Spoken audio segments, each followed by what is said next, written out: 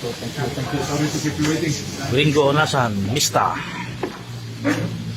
Mista Gringo Onasan. Si Jojo. Si Sir, gusto po. Morning po. Morning po, sir. Ay, pansit nila. Ilan? Sige. Ay, five. Apat. Yes, sir. Dito ka na.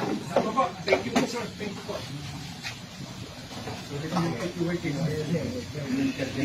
Ay, Rose, pupunta ka dito.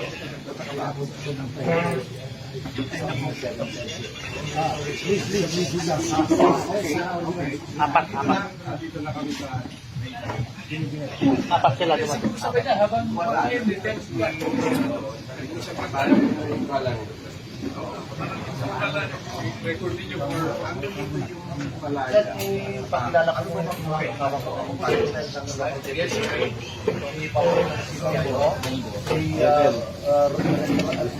Angelo, si Rajen,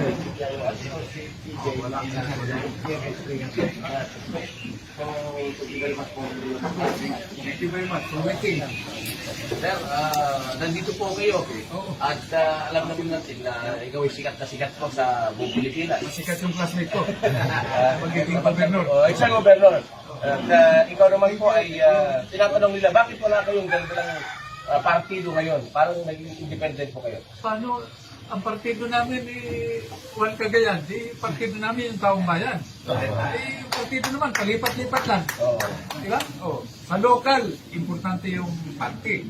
Pero sa national, di ba? Kung sino yung manalo, takbuhan doon. Pag natalo, lipat na naman. So that's what we have to strengthen. And I think the general, my classmate, my compadre, the becoming governor, is starting to develop this from grassroots level. Develop yung Juan Cagayan. Who knows? It might be one Philippines. Diba? You cannot give what you do not have. So I came here not as a candidate, but as a compadre, amistad, personal friend of my classmate. And support him. Encourage the people of Cagayan if they want change. Meaningful change, ha? Diba? We have been doing the same thing over and over again. Politically, economically, security-wise, and expecting a different result. Okay, there's a term for that. Now, my classmate, just like all the alternative candidates, Ikaw tapos? pagpapato na, ano ba ang problema natin?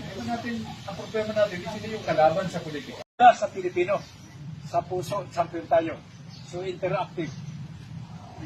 Kaya, ang puso din. Kapit bisik, tayo kapit puso. Kapit puso. Tama tayo. Puso. Tapuso.